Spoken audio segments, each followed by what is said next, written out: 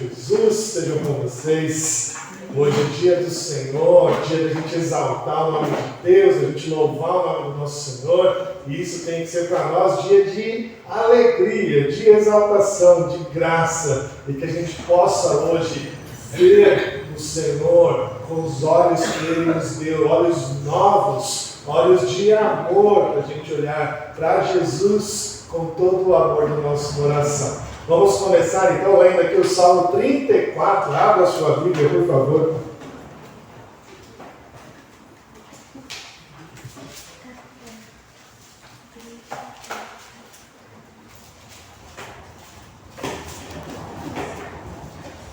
Salmo 34, vamos ler de maneira alternada esse texto. Vamos ler todo o Salmo. Salmo 34, lendo de maneira alternada. Diz assim o Salmo: Bendirei o Senhor em todo o tempo, o seu louvor estará sempre nos meus lábios. Gloriar-se-á o Senhor a minha alma, os humildes o ouvirão e se alegrarão. Engrandecei o Senhor comigo, e todos a uma lhe exaltemos o nome. Busquei o Senhor e Ele me acolheu, livrou-me de todos os meus temores. Contemplai-o e sereis iluminados, e o vosso rosto jamais sofrerá vexame. Clamou este aflito e o Senhor o ouviu, e o livrou de todas as suas tribulações. O anjo do Senhor acampou-se ao redor dos que o temem e os livrou. Ó, provai e vede que o Senhor é bom, bem-aventurado o homem que nele se refugia. Temei o Senhor, vós, os seus santos, pois nada falta aos que o temem. Os leõezinhos sofrem necessidade e passam fome, porém aos que buscam o Senhor, bem nenhum lhes faltará. Vinde, filhos, e escutai, vos ensinarei o temor do Senhor. Quem é o homem que ama a vida e quer longevidade para ver o bem? Refreia a língua do mal e os lábios de falar dolosamente.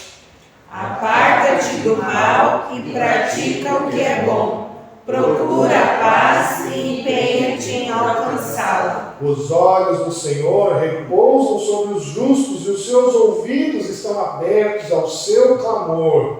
O rosto do Senhor está contra os que praticam o mal, para lhes extirpar da terra a memória. Clamam os justos e o Senhor os escuta e os livra de todas as suas tribulações. Perto está o Senhor dos que têm o coração quebrantado e salva-os de espírito oprimido. Muitas são as aflições dos justos, mas o Senhor de todas o livra.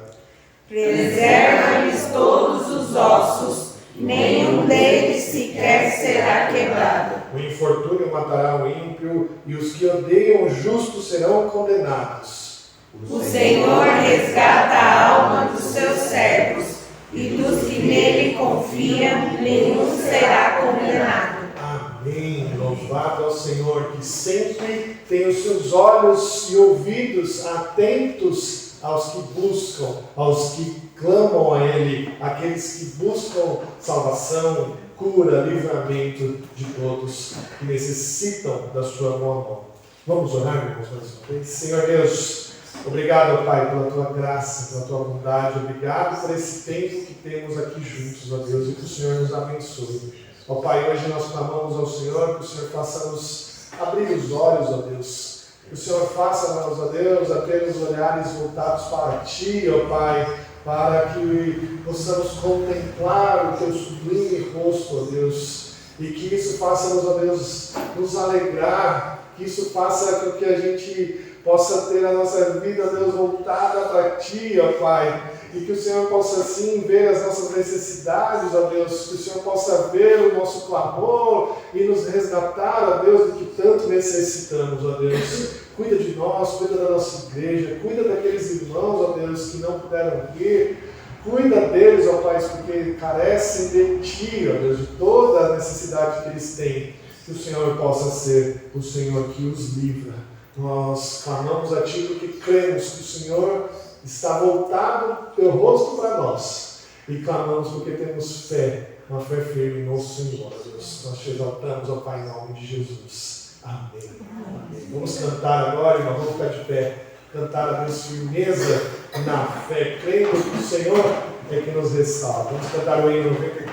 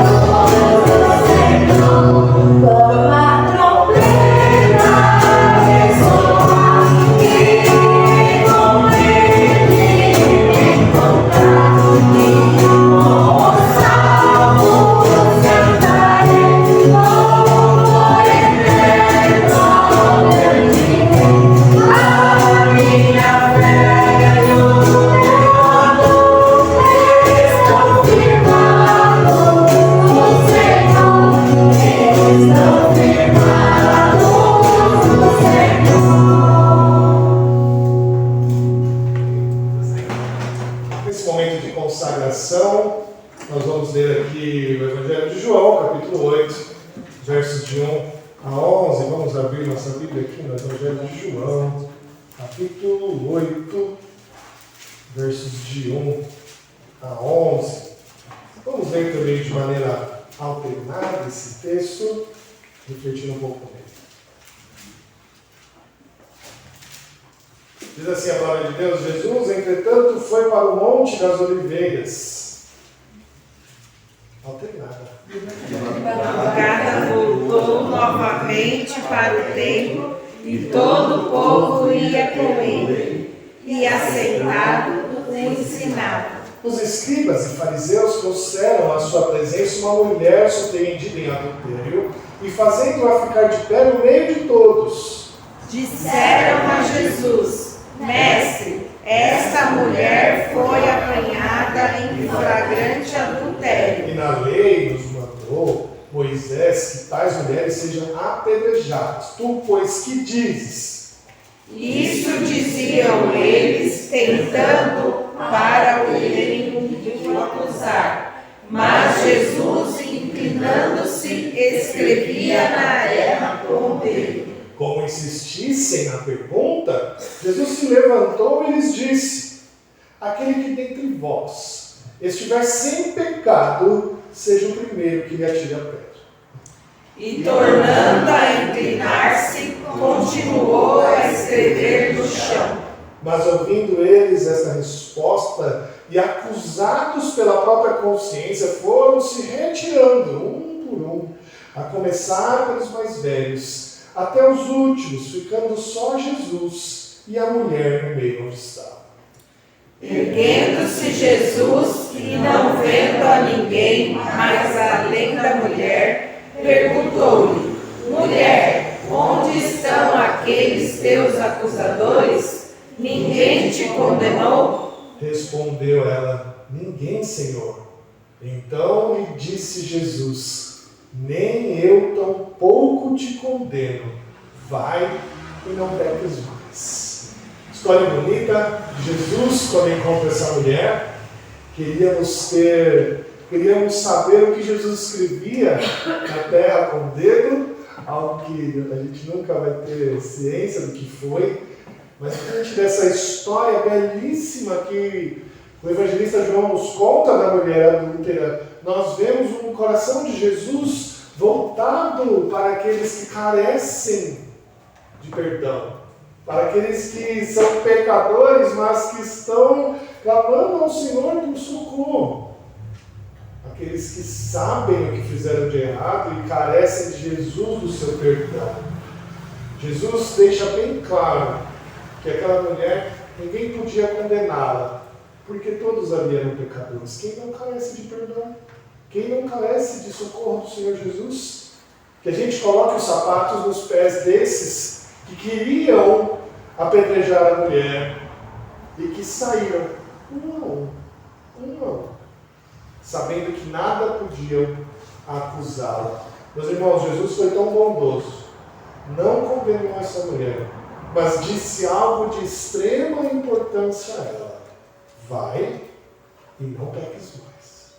A misericórdia do Senhor é tremenda, mas a fala dele de dizer para ela: olha, não peques mais, não volte a essa vida, também é clara no texto. Meus irmãos, nós precisamos refletir sobre os nossos pecados, pedir perdão para Deus sobre tudo que cometemos que desagradou ao Senhor, mas também ter a ciência de que devemos ir perdoados, sim, mas não voltaremos a pecar mais.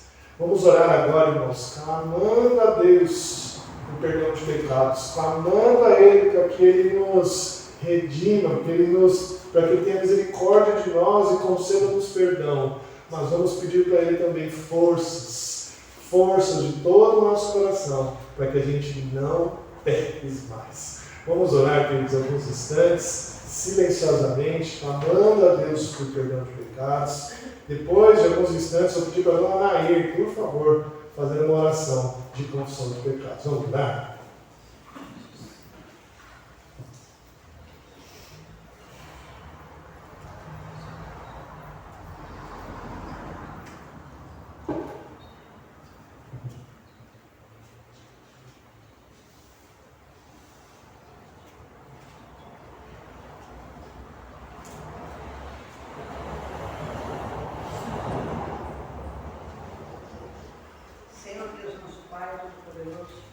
Somos gratos a Deus, Pai, por esse dia que o Senhor nos concedesse até aqui com vida, meu Pai.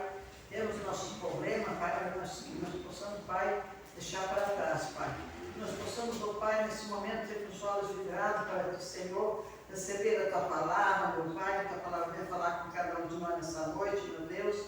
Abençoa Teu servo na frente do trabalho, Pai, e esteja, meu Deus, usando ele como instrumento, com sabedoria e entendimento, Pai, para administrar o trabalho dessa noite, a Tua palavra. Amém. Fala nos nossos corações, Paizinho querido. Pai, diante de Ti, ó Deus, pedimos perdão das nossas falhas, dos nossos erros, dos nossos pecados, Pai. Somos falhos, somos perfeitos, Pai. Que perfeito, só o Senhor nosso Deus, esse é perfeito, Pai. Obrigado, Senhor, que possa estar nós perdoando, Pai. Que nós possamos, ó Deus, ser dignos do Teu perdão e das Tuas infinitas misericórdias, Pai. Em nome do Teu Filho amado Jesus. E abençoa o trabalho desta noite, Pai. Amém. Toda a água do trabalho possa chegar até Ti. Os louvores de gratidão a Ti, Pai. Agradecemos a Deus, Pai, por tudo em nome do Teu Filho amado Jesus. Amém. Amém. Louvado seja o nome do nosso Deus, que é misericordioso e que nos perdoa, que possamos ter a certeza disso. Queridos, nós vamos cantar agora alguns cânticos espirituais. Peço que você fique de pé para a gente cantar bem ao Senhor. E esse é um momento também que a gente devolve ao Senhor nossos dízimos e nossas ofertas. O evangelista Lucas disse aqui no capítulo 21, versos 2 a 4, ele disse, viu também certa viúva pobre lançar ali 2 pequenas moedas e disse, verdadeiramente vos digo, que esta viúva pobre deu mais do que todos, porque todos estes deram como ofertas daquilo que lhe sobrava. Esta, porém, de sua pobreza, deu tudo o que possuía, todo o seu sustento. Nós precisamos saber entregar as coisas ao Senhor. Tudo, Ele quer, tudo de nós. Que a gente saiba fazer isso. Vamos cantar? Vamos ficar de pé? Vamos louvar o Senhor.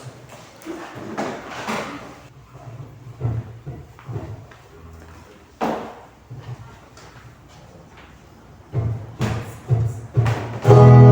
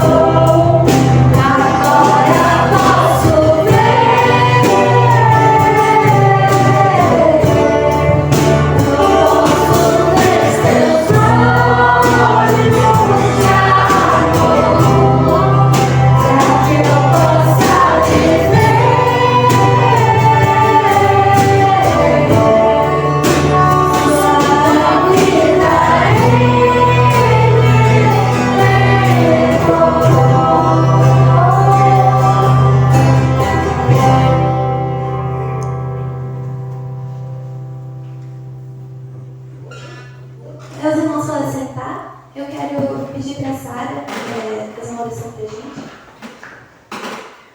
Senhor Deus, Pai querido, te agradecemos, ó Deus, por este culto que podemos prestar a Ti, ó Deus, de portas abertas, com som alto, ó Deus, com liberdade, ó Pai. Te agradecemos porque podemos ler a Tua palavra, aprender do Senhor e podemos santificar o Teu santo nome, ó Deus. Obrigado, ó Deus, por este momento. Receba os nossos louvores, Senhor, para que possa chegar com um aroma suave a Ti, ó Deus, e que o Senhor seja exaltado, apesar de nós, ó Deus, das nossas imperfeições e pecados, ó Pai, mas queremos Te exaltar, Te bendizer, Te glorificar, ó Deus, Te adorar com tudo aquilo que somos, fazemos, ó Deus, para que o Seu nome seja exaltado e engrandecido aonde estivermos, ó Deus. Recebe, ó Deus, o nosso louvor, o nosso culto de adoração. Em nome de Jesus que eu peço e já agradeço. Amém. Amém.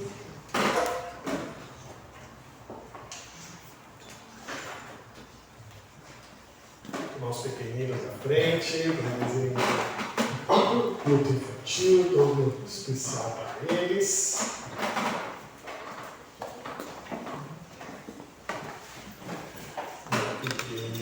Vamos orar os nossos pequenos. Diga a Maiara, por essa oração, os nossos pequenos.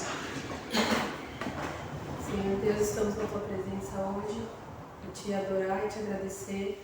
Peço que o Senhor abençoe a prof que vai dar a palavra para as crianças, que elas possam entender mais do Senhor, do Seu amor, da Sua palavra, e que possam cada dia caminhar mais próximo de Ti.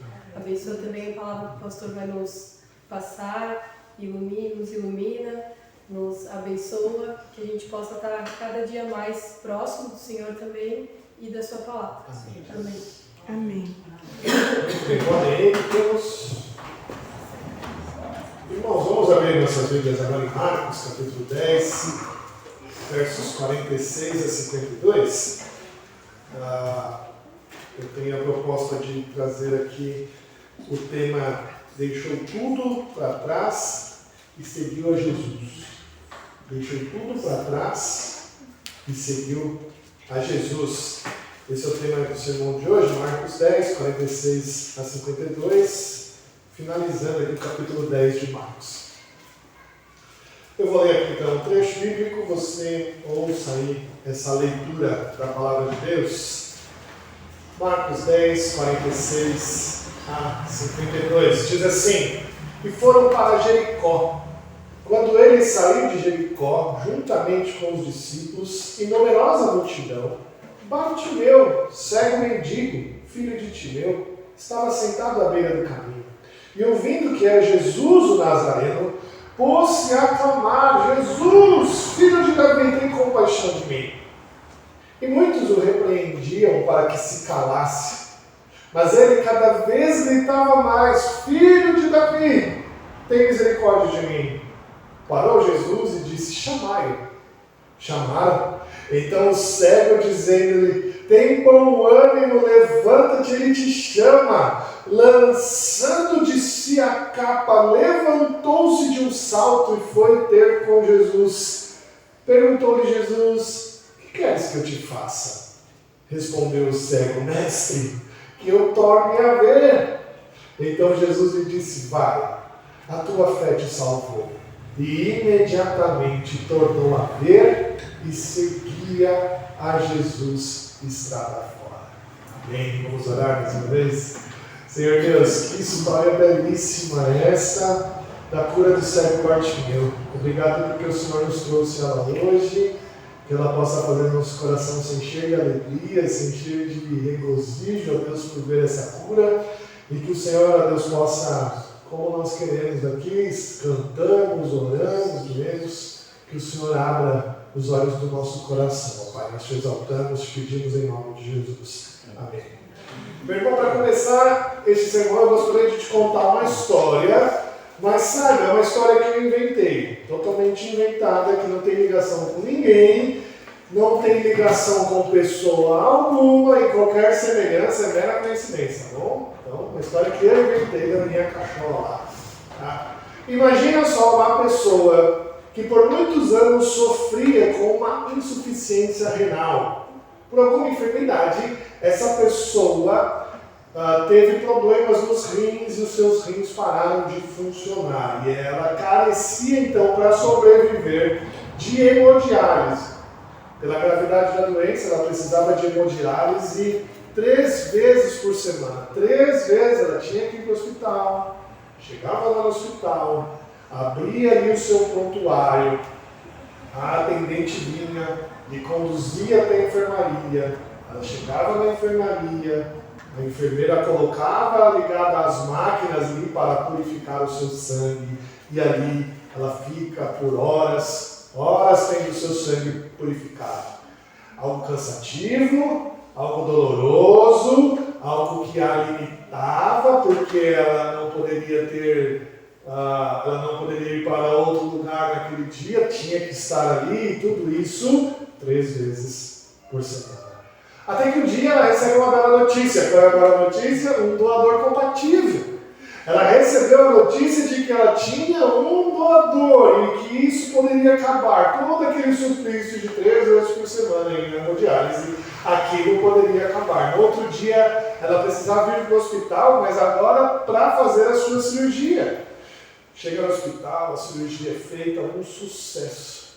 Um sucesso. Aquela pessoa teve o seu rim restaurado. O rim volta a funcionar como que na mesma hora. E ela estava então curada. O médico fala para ela, olha, você está curada. Pode viver normalmente. Recomece a sua vida. Tenha um bom recomeço. Não precisa mais de hospital. Mas para a surpresa de todos, na semana seguinte, naquele mesmo dia rotineiro, ela volta para o hospital. Chega lá, ela tenta abrir a sua ficha com a atendente do hospital, aí a atendente não entende muito bem o que estava acontecendo, mas ela abre a ficha, ela fala, olha, eu preciso dar hemodiálise. Eles chamam ela ali na sala da enfermaria, convidam o médico para conversar com ela, e o médico fala para ela assim, mas olha, você está curada. Você está plenamente curada, não precisa mais de hemodiálise. E essa pessoa responde ao médico, eu sei disso, doutor, mas eu já estou tão acostumada. Eu só conheço essas pessoas, eu só tenho essa rotina, eu não tenho mais nada para fazer. Deixa eu ficar aqui. Parece um absurdo essa história, não é? Parece um absurdo. Mas é exatamente isso o que os crentes fazem quando são restaurados por Deus. Quando os crentes são restaurados por Deus, eles têm a tendência de voltar ao mesmo caminho. As mesmas coisas que eles faziam. Eles são curados pelo Senhor, são transformados por Deus, são restaurados por Jesus, mas insistem em continuar fazendo as mesmas coisas. A história que a gente leu de Marcos aqui, sobre a cura do cego Bartimeu, ela deve nos constranger a pensar se nós estamos tomando o mesmo caminho de antes ou temos tomado os caminhos novos. O que a gente percebe nesse texto aqui é que não faz sentido nenhum a gente ser salvo, não faz sentido nenhum a gente ser curado por Cristo e continuarmos a viver no pecado, a continuarmos a viver na vida que tínhamos antes. O Senhor não espera só de nós que a gente seja curado. O Senhor espera de nós que a gente haja como curado. O Senhor não espera só de nós que a gente tenha salvação. Ele espera que a gente se porte como salvos. Que a gente caminhe pelos caminhos dos salvos. A gente vai ter 3 pontos nesse sermão muito simples. O primeiro é uma vida doente em Jericó. Esse é o primeiro ponto. O segundo ponto é um chamado para a cura.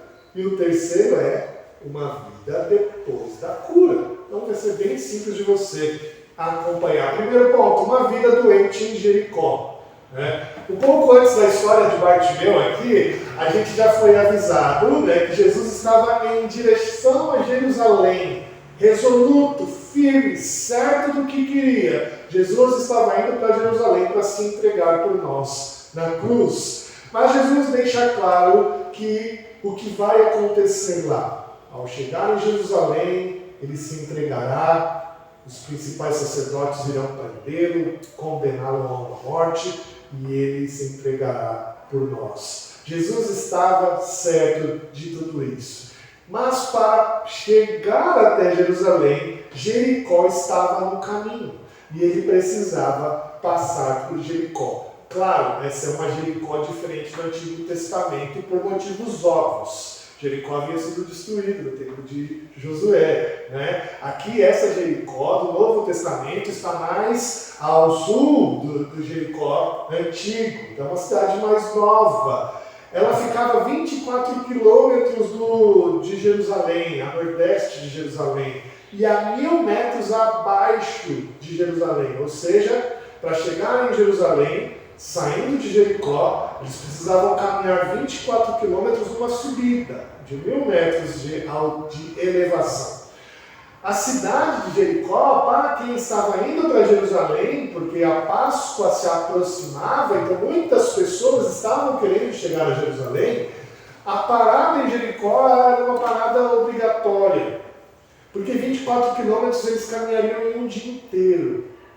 Então eles precisavam se reabastecer, descansar em Jericó e assim retomar a caminhada logo cedo para Jerusalém. Jesus provavelmente permaneceu em Jericó uma tarde e uma noite, porque a gente foi alertado lá pelo evangelista Lucas que ele ficou na casa de Zaqueu. Lembra da história de Zaqueu? Zaqueu, o maioral dos publicanos, alguém que era muito importante na cidade, ele que cuidava da alfândega de Jericó. Lembre-se que eles não pagavam só impostos alfandegários nos limites de Israel, mas entre estados eles pagavam também impostos alfandegários. E Zaqueu era um dos principais cobradores desse imposto, um homem rico ao Senhor, homem rico financeiramente falando, né?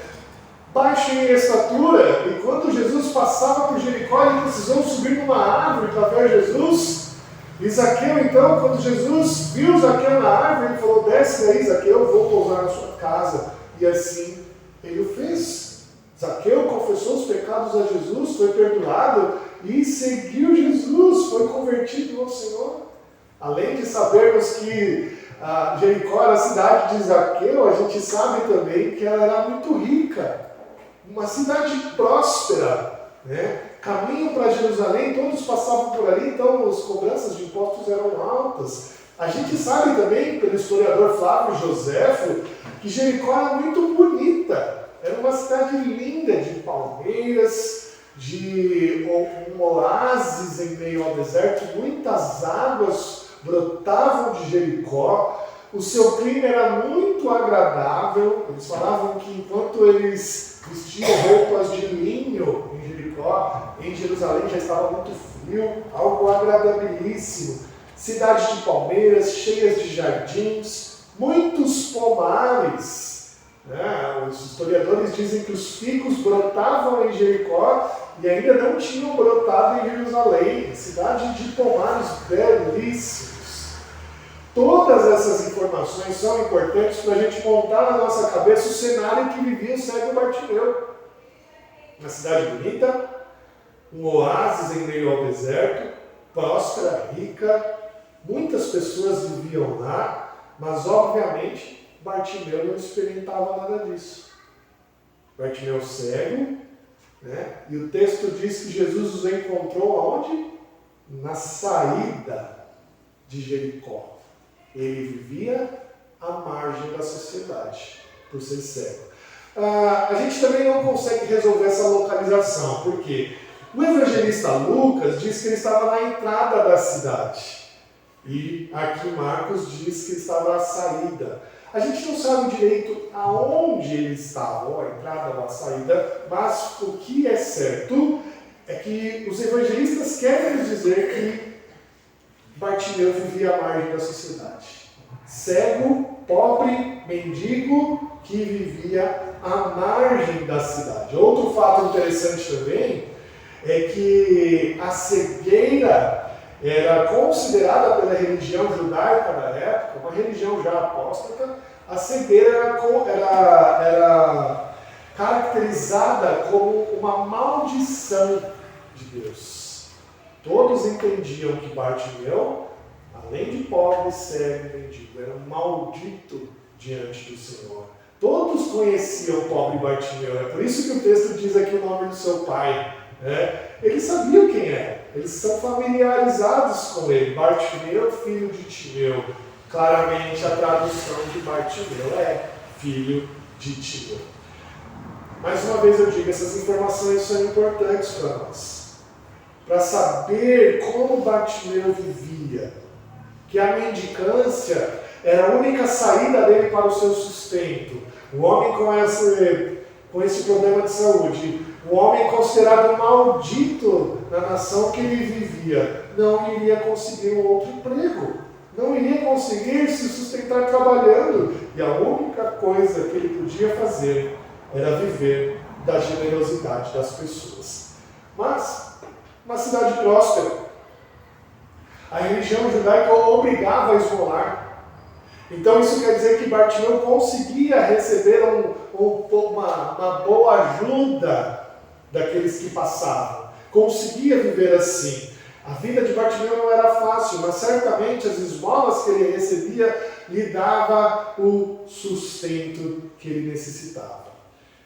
Bartimeu escuta um alvoroço na cidade e não podia imaginar que a sua vida iria mudar para sempre naquele momento. E aí vem o segundo ponto, um chamado para a cura.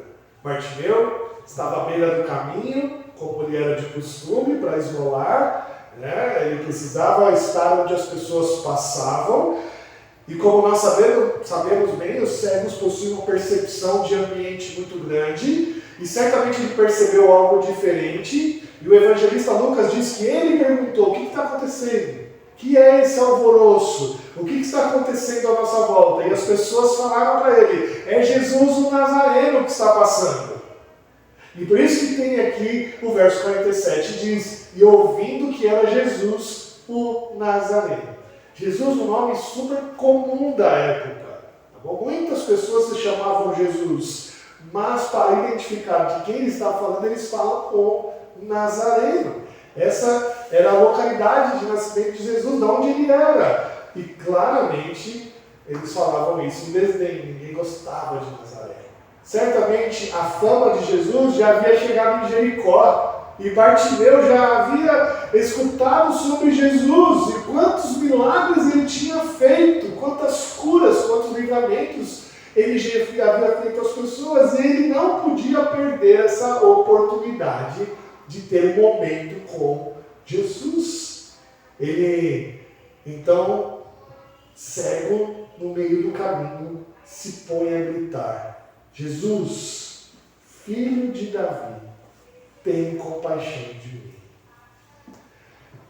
O chamado de filho de Davi para Jesus é a primeira vez que ocorre em Marcos.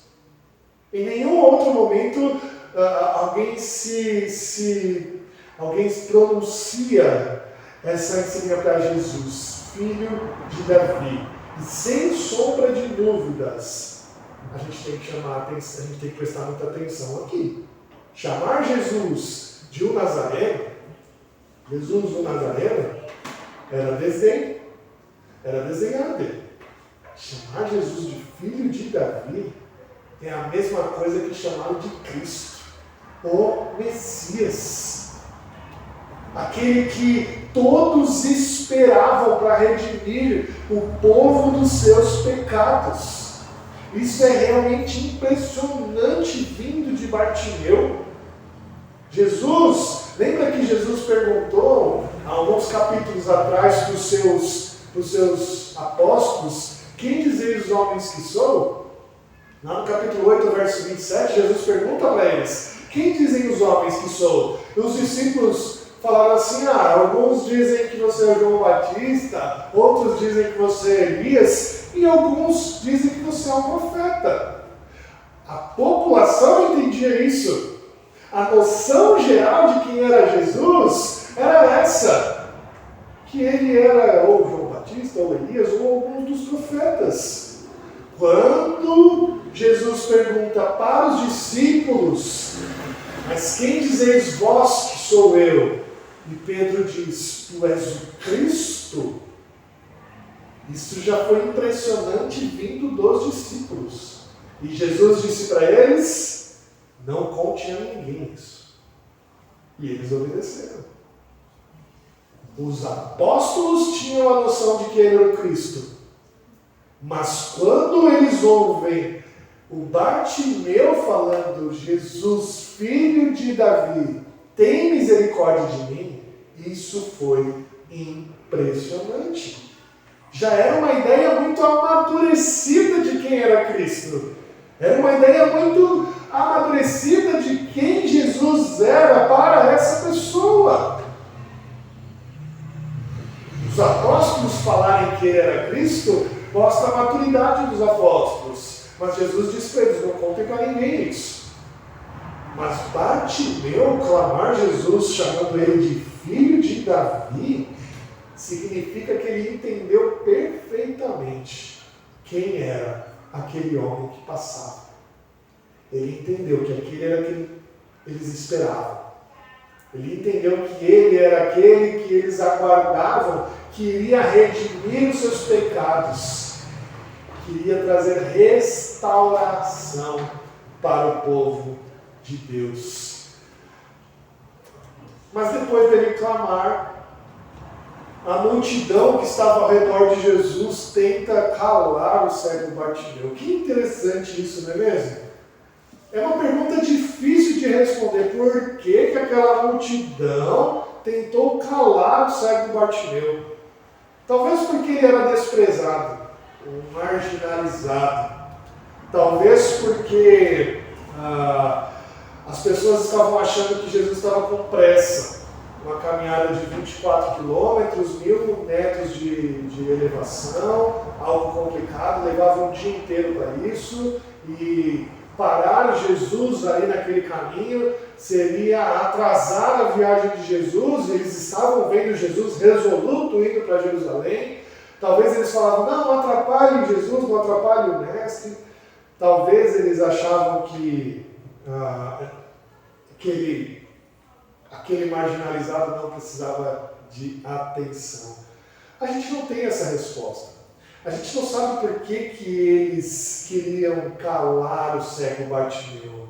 Mas o que fica evidente para nós é que a gente tem dificuldade de entender ou aceitar quem faz parte do reino dos céus, não é mesmo? E a gente é assim. A gente tem dificuldade de entender aqueles que devem se aproximar de Jesus. Lembra da história do jovem rico? Não faz tanto tempo, né? Quando os discípulos viram o jovem rico, quando eles viram o jovem rico indo embora, quando Jesus disse, vai, vende tudo que tem e siga, ele foi embora cabisbaixo, porque ele era dono de muitos bens. Os discípulos ficaram indignados. Talvez eles disseram entre si, né? Puxa, esse é uma boa pessoa para estar conosco aqui, um jovem importante, muito rico. E aqui com o mendigo Bartimeu foi ao contrário. Eles tentaram calar o clamor de Bartimeu. Meus irmãos, o texto está nos chamando a atenção aqui, quando ele fala do jovem rico há tão pouco tempo atrás, e daqui a pouco ele fala do cego Bartimeu, e ele fala deste clamor de Bartimeu e das pessoas tentando calar ele. Ele está querendo chamar a nossa atenção para falar, toma cuidado com as pessoas que estão clamando a Jesus, para você não tentar calar ela. Toma cuidado para você ficar eufórico demais com uma pessoa que ainda não confessou Jesus como seu Senhor e Salvador. Toma cuidado com isso, porque a gente não consegue entender muito bem essas pessoas que se achegam a Jesus. Mas Bartimeu foi insistente. Ele não deu ouvidos para a multidão e ele gritou mais alto ainda, mais alto, Senhor, filho de Davi, tem misericórdia de mim. Bartimeu sabia que a sua esperança estava em Cristo. Ele mostrou com esse clamor que ele sabia que ninguém mais poderia salvá-lo, que ninguém mais poderia curá-lo, se não fosse o Messias. Parece que ele se lembra aqui do Salmo 146, verso 8, onde diz: o Senhor abre os olhos aos cegos, o Senhor levanta os abatidos, o Senhor ama os justos, o Senhor guarda o peregrino, ampara o órfão e a viúva, o Senhor abre os olhos aos cegos. E de uma maneira maravilhosa, de uma maneira misericordiosa, o texto diz então: parou Jesus e disse: chamai-o. Perceba aqui a descrição da cena. Você tem que imaginar essa cena. Jesus diante de uma multidão parou. Jesus que estava resoluto andando para Jerusalém, ele para a sua caminhada. Ele se vira para o pobre Bartimeu e diz: chamai-o. Perceba esse movimento. Jesus para toda aquela comitiva. Jesus para todos por ouvir um clamor de uma pessoa. Que maravilha isso, não é? A gente pode ter a certeza disso, meus irmãos, que Jesus para nos ouvir, para ouvir o nosso clamor. Ele se volta para nós. E as pessoas começaram a gritar ali, a exclamar: tem bom ânimo, levanta-te, ele te chama. Que cena mais bonita, né? Aquele povo que havia calado ele, parece que agora eles se coram de vergonha e falam: não, vem, ele te quer aqui, ele quer te ouvir, vem até Jesus. Um chamado especial um chamado especial que foi respondido de uma maneira também especial. Bartimeu se levanta correndo, deixa tudo para trás e vai até ele, até o filho de Davi. E Jesus pergunta para Bartimeu: que queres que eu te faça? Que queres que eu te faça? O pobre Bartimeu pediu a única coisa que queria: mestre, então torne a ver. E diante desse pedido, Jesus diz: vai, a tua fé te salvou. Ele não disse curou. Ele não disse a tua fé te curou. Ele disse: a tua fé te salvou. A cura daquele cego Bartimeu foi muito maior do que uma simples cura física. Ela foi completa em seu corpo e em sua alma. Bartimeu agora era um cidadão dos céus. Imediatamente ele tornou a ver. O poder do Senhor é assim, imediato, não tem condicionais nenhuma, porque tudo que ele precisava era fé. E ele mostrou a sua fé, clamando: filho de Davi, tem misericórdia de mim. Esse foi o segundo ponto, a cura. A gente já viu o primeiro ponto, que era onde Bartimeu morava. A vida antes da cura, a vida de Bartimeu em Jericó. Aí a gente viu que Bartimeu teve um chamado para a cura, e ele foi curado completamente. Mas a gente precisa ver o terceiro ponto, que é a vida depois da cura. A gente precisa refletir o que aconteceu com Bartimeu depois que ele foi curado. Quando Jesus parou toda aquela multidão para atender o clamor de Bartimeu lançou fora a sua capa em um pulo para atender Jesus, para ir lá falar com Jesus. Meus irmãos, a gente sabe muito bem que uma capa naquela época era muito cara, era um bem muito precioso, valia muito dinheiro, mas não é só isso que essa capa significa. Para um mendigo, para um homem cego, eles colocavam a sua capa estendida no chão, sentavam em cima e as esmolas eram colocadas na sua capa. Quando esse homem sai em um salto e deixa a sua capa, ele está deixando o seu bem mais precioso, mais caro, ele está deixando suas esmolas para trás, o sustento diário dele, e ele está deixando de lado, entre aspas, a sua ferramenta de trabalho. O que ele tinha para receber os seus donativos. Quando ele se levanta e deixa tudo para trás, ele não deixou qualquer coisa para trás. Deixou tudo que ele tinha. A gente pode ir além ainda. Depois de ter deixado tudo para trás, ele ouviu uma pergunta de Jesus, não é? Que queres que eu vos faça? Essa pergunta é muito interessante. Essa pergunta aqui é muito importante, porque a gente já viu algo parecido um pouquinho antes. Lembra quando Tiago e João pediram para Jesus um favor? Jesus disse para eles assim: o que queres que eu vos faça? Jesus, quando Tiago e João vai lá conversar com eles, Jesus faz a mesma pergunta para Tiago e João: o que queres que eu vos faça? Tiago e João pediram fama, pediram para que eles fossem os principais, pediram poder, pediram que eles sentassem um à direita de Jesus e outro à sua esquerda. Quero que o Senhor nos conceda que eu sente à tua direita e meu irmão sente à tua esquerda, para que eu seja um dos principais dos apóstolos. Jesus fez a mesma pergunta para Bartimeu: o que queres que eu te faça? Pobre Bartimeu podia ter pedido muita coisa, né, meus irmãos? Pobre Bartimeu podia ter pedido muitas coisas.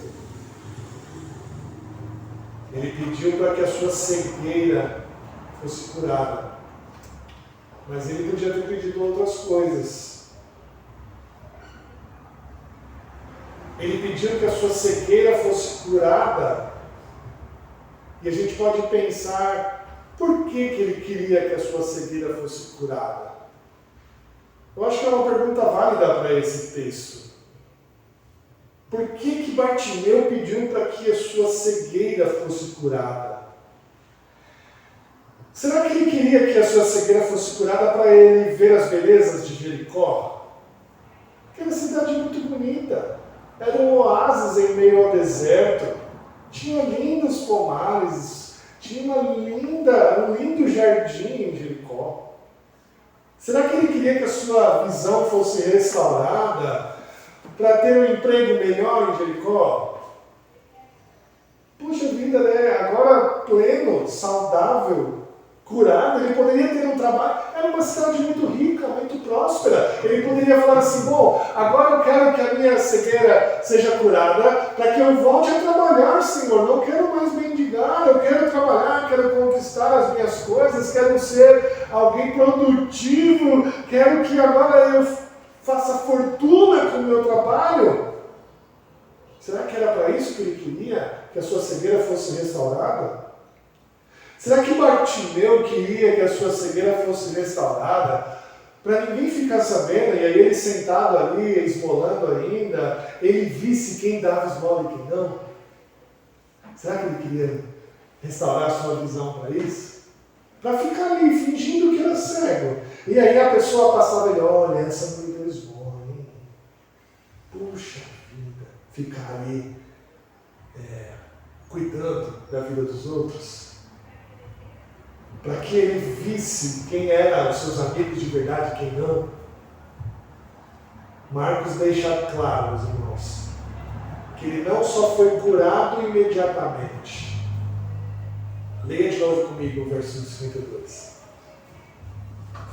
Então Jesus lhe disse: vai, a tua fé te salvou. E imediatamente tornou a ver e seguia a Jesus estrada fora. Ele queria restabelecer a sua visão para ver Jesus.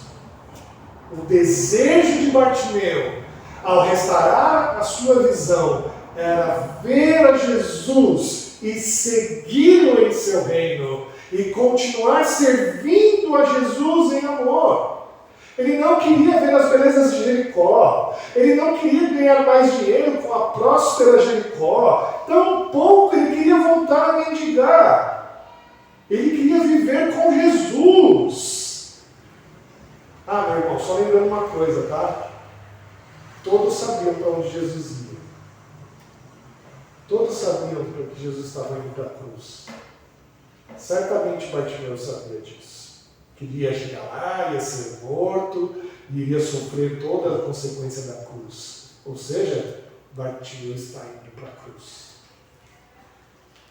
A história da cura e salvação de Bartimeu, meus irmãos, deve nos constranger a avaliar se nós realmente deixamos toda a nossa vida para trás e estamos vivendo como salvos.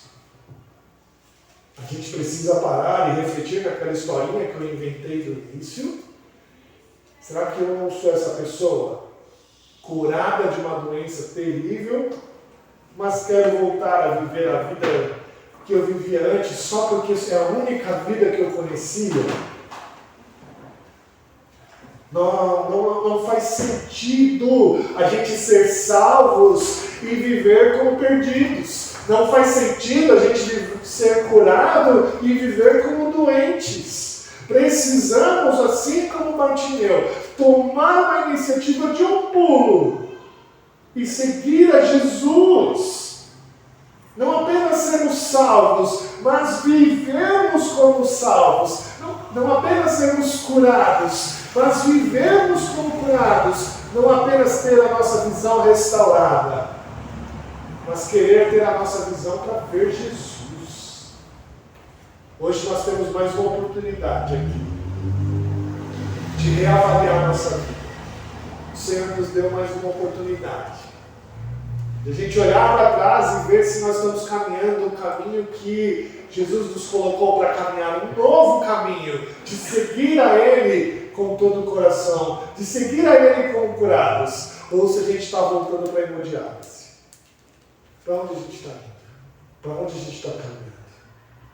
E o mais bonito desse texto é que Lucas registra no finalzinho assim: seguia-o glorificando a Deus. Também todo o povo, vendo isso, dava louvores a Deus. Quando o cego Bartimeu vai seguindo Jesus, ele ia adorando Jesus. E o povo começou a adorar ao Senhor pela cura que eles viram no cego Bartimeu. Ah, meus irmãos, que nós possamos deixar tudo para trás, em louvor ao nome do Senhor Jesus. E que a gente possa se alegrar assim com todos aqueles que se entregam a esse caminho também. Que Deus assim nos abençoe. Amém? Vamos cantar mais um cântico, mais um hino. No 114, 27. Vamos ficar de pé?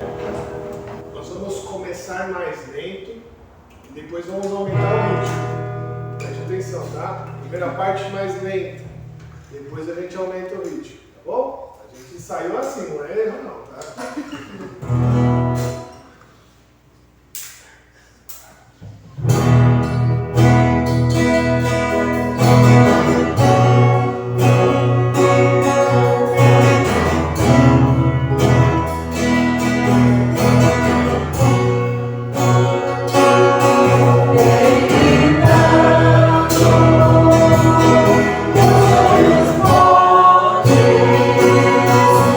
Deus, Pai.